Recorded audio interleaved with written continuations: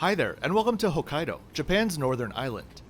Today we're going to be flying from Sapporo to Kanazawa on a classic ANA 767. This is the fifth installment of my current Japan series, crisscrossing the country by plane and train. And while I feel like I'm getting a bit repetitive in just how pleasant all of this travel has been so far, today's flight is especially so because it was just dirt cheap. Right now, I'm at New Chitose Airport, to the south of Sapporo City, which is around a 60-minute drive away. A total of 37 airlines serve these two terminals, the smaller of which is for international flights, and the larger semicircular devoted just to domestic services. The airport here, famous for hosting hordes of tourists coming to Japan for skiing, feels like a cross between a fancy Japanese department store, a big modern mall, and fittingly, a ski lodge. Before we head to the check-in area, let me introduce myself to those of you that may be new to the channel. My name is Kevin, and I am the Flip Flop Traveler. I'm here to give you honest content about flights, hotels, trains, and cruises. I paid for this flight out of pocket, and as always, the price that I paid is in the description below.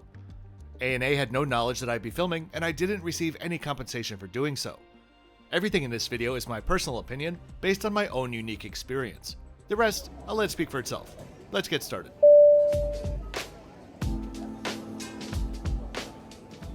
Check-in facilities for ANA, similar to JAL, are all automated unless you have an international connection. So for me, I headed straight to the ANA Premium check-in area. In this case, the Premium check-in is behind closed doors and leads directly to the Premium security, which then leads directly to the lounge. It's all very organized, of course.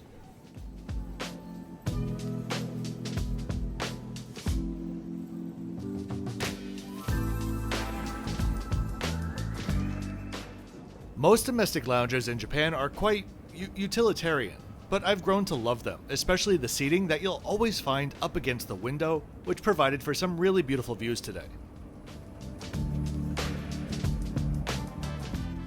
Here's your friendly reminder to click that like button, subscribe to the channel, and share this video with friends and family.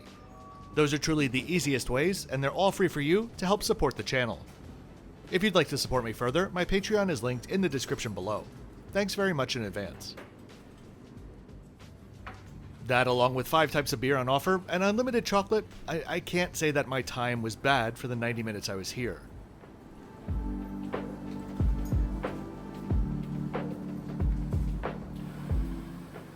So, when I was planning my itinerary for this trip, I settled on having an overnight in Kanazawa for 3 reasons. First off, the Shinkansen, or bullet train, has 3 classes of service. But the highest class, Grand Class, is only on a few routes, Kanazawa to Tokyo being one of them. Secondly, there's a really beautiful and cheap Hyatt-centric steps from the train station in Kanazawa. And third, though there's only 1 flight per day from Sapporo to Komatsu, the airport just south of Kanazawa, it's often served by one of ANA's domestic 767s. So, Komatsu, here I come.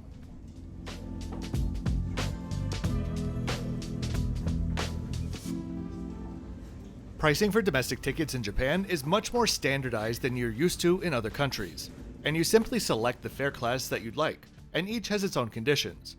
During the booking process, it asked me to sign into my ANA account, which I forgot I had. But Safari reminded me, and what did I know? I had 6,300 points, earned from my Philippine Airlines flights from the year prior. Want to know how many points are required for my flight today? 6,000. Well, that worked out nicely. That price, of course, was for the economy ticket. In addition to the standardized fares, ANA also has set upgrade fees, a few of which you can see right here. Prior to the date of departure, the upgrade fee for this flight is 5,000 yen. So, in total, this premium class ticket, ANA's domestic first class, cost me around $35 out of pocket. Buying it outright would have been around 11 times that. I'd say that's the deal of the day. Not to mention, I probably earned back my fare with the 3 beers that I had in the lounge. Let today's lesson be, always collect your points and use them whenever and however you can.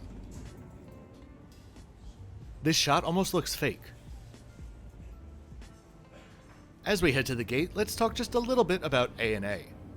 They are Japan's largest carrier, but not by as much as I suspected. ANA had 43 million passengers last year, and Japan Airlines had 41 million. The reason my brain doesn't quite square this circle is because ANA has 204 passenger aircraft, compared to JAL's 144. Surely, the number of aircraft in the fleet isn't the only determining factor, but it usually sorta kinda is. I suppose JAL simply has a much better aircraft utilization rate these days. ANA currently flies to 43 international and a whopping 49 domestic destinations. Just like JAL, they have a handful of subsidiaries as well. ANA owns around 80% of Peach Aviation, as well as its brand new, wholly owned low-cost carrier, Air Japan, meant to compete with JAL's Zip Air. These two really do compete with each other tooth and nail.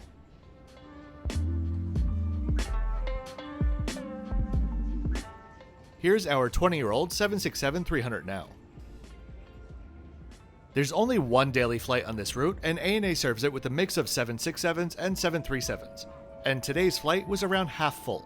The area of Western Japan where we're flying to still recovering from the earthquakes which tragically struck the area just some weeks before my flight. Our departure time was 2:45 p.m. with a posted boarding time of 2:25. This was delayed by around 7 minutes, which the gate staff apologized for multiple times. But with our light load today, we still pushed back early.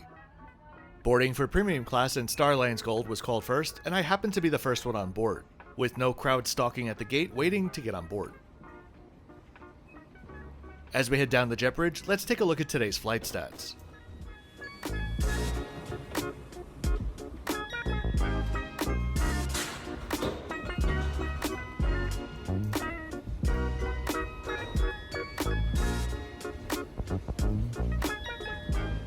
Stepping on board, I was very enthusiastically welcomed and shown to my seat 2 Alpha.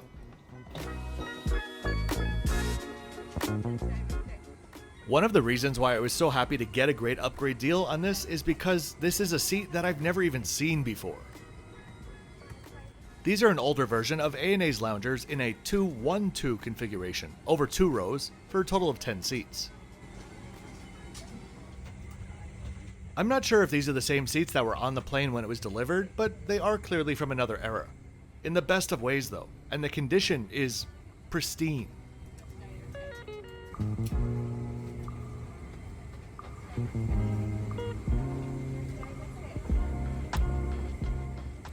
There's an adjustable headrest, a privacy divider of sorts,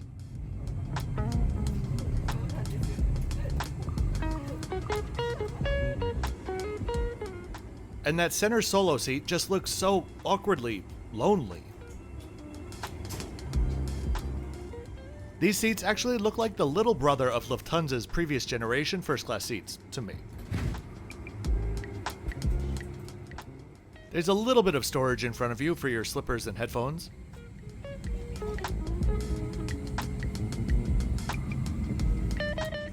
And I think this might be the coolest part of the entire plane. Just rotate this little analog dial to tell the cabin crew whether you want to be woken up for meal services or not.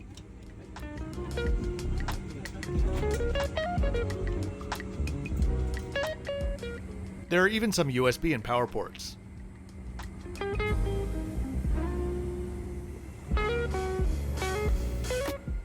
Inside the armrest, there's a mini channel remote. There's no personal IFE, so this is just to tune into the main screens or the audio stations. There's plenty of legroom, but bags aren't allowed to be stored here for takeoff. Luckily, the flight attendant offered to secure my bag on the seat next to me. It seems to me that while JAL crew are always very good, ANA crew just seem to have 2% of a certain je ne sais quoi extra, which I think sets them apart. But who am I kidding? For short flights like this, both airlines are far superior to just about any other service that's out there.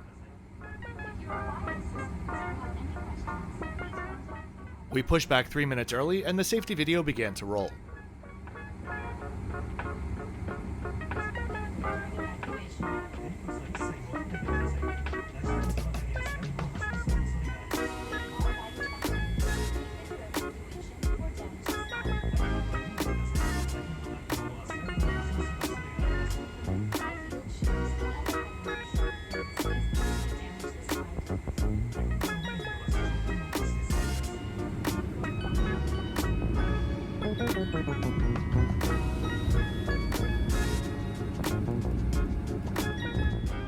A short, snowy taxi brought us to the runway, getting set up for a northerly takeoff.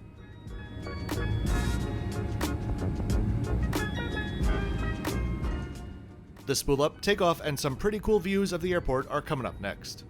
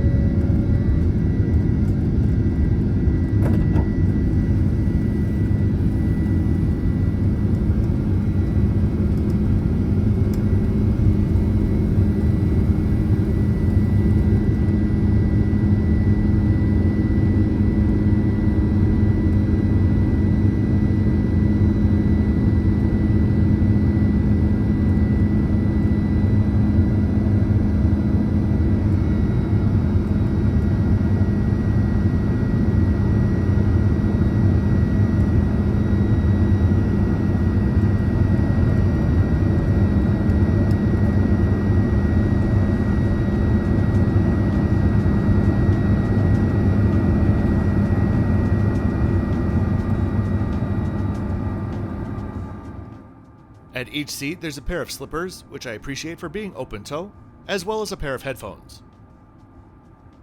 I'd say the headphones match the seat quite well, along with that snazzy tray table top.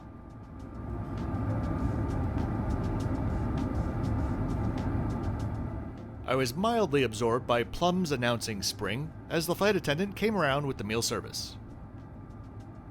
ANA serves chilled bento boxes in their premium class, and I absolutely loved mine for the variety.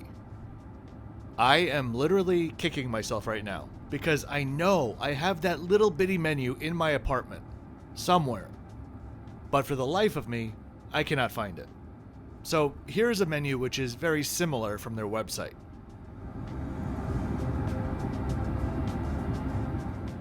Even if I did have the full menu though, I would need a video just to describe the whole box, with its 15 or so components. I devoured it. Everything was really nice quality, and as I said a few times before, mostly on Air France and Swiss, I'm always happy to take a chilled meal, because they're often higher quality than the equivalent overheated hot meal.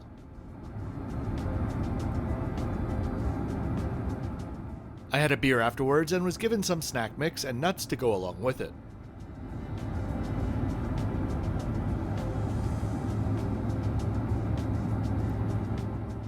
Should also mention that there was a leg rest and foot rest, but it was so short, there was no way that I could actually use it.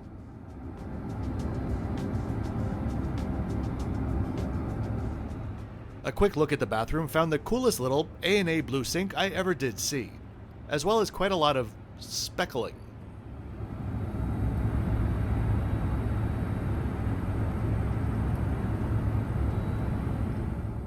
There was also free Wi-Fi on board, which allowed you to stream movies or TV shows to your personal device, as well as having a really crisp moving map.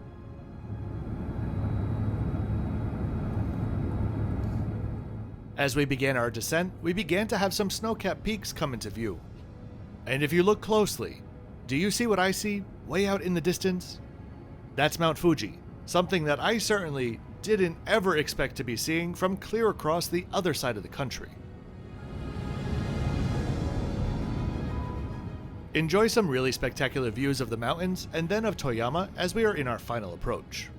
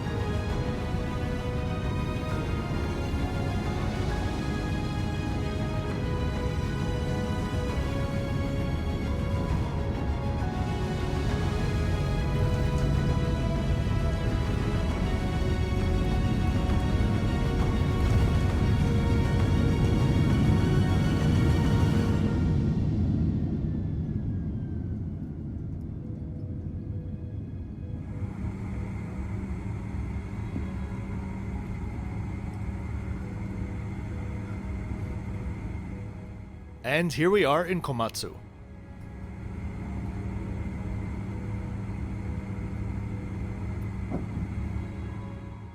I gotta admit, by this point, I'm ready to make a channel that's all Japan, all the time.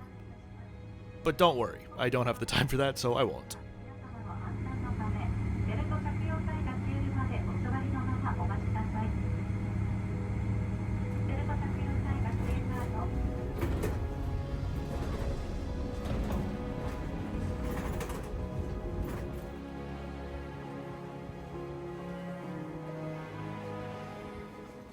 I'm gonna go catch the shuttle bus from this very small airport to Shin-Kanazawa to get some much needed rest. The views along the drive continue to be pretty beautiful in itself.